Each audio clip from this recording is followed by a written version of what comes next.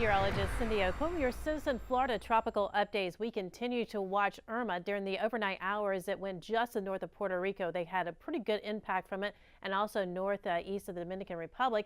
Its next to line of sight is the Turks and Caicos before it starts making that turn to pull it in towards the state of Florida. A very ominous looking Category 5 storm, and wind speeds still up around 180 miles per hour. And this storm, you notice a little bit of the eye wall though, and inside the eye actually clouding up a little bit. There has been a little bit of a difference in its structure during the overnight hours, a little bit more disorganized. You see how it's a little bit ragged there, but we are expecting it to be in very favorable conditions over the next 24, 48, and 72 hours. So expected to still be a very strong Category 5 or 4 hurricane by the time it reaches into the coastline of Florida. In fact, right now, wind speeds expected on Sunday morning around 150 miles per hour. Shortly before is expected to make landfall sometime mid-morning in South Florida, and then to move up the eastern coast and be around the Space Coast by Monday morning with wind speeds still 120 miles per hour. Again, it all depends on when Irma makes that right-hand turn. If it's a little bit slower,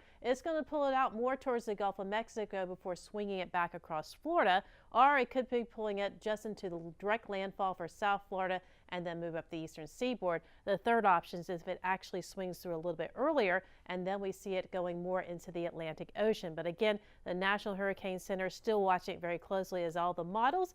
There are differences still, maybe around 72 hours. Here's the latest track. You can see those models. Again, one taking it to the Gulf, another coming in a little bit more southwest Florida, but most of them still trying to take it in around Miami and then moving it up the eastern seaboard before coming back into Georgia and into South Carolina by Tuesday.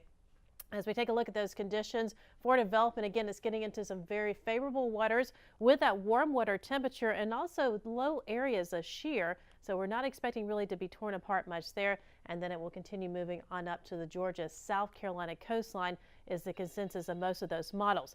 The tropical outlook, here it is. There's actually 3 hurricanes right now. Katia is not expected to be a threat to the U.S. as it pushes more to the east-southeast.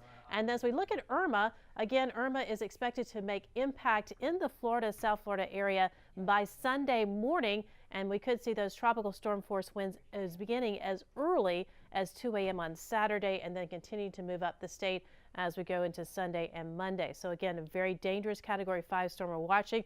We also have Jose on the skirts of this one, but right now that path is taking it where it hasn't really curved towards the U.S., starting to make a little bit of that curve away from the U.S., but we'll keep a close eye on this one as it is right behind Irma. Again, our forecast, we'll keep you latest up to date, and you can also check out our Florida Storms app.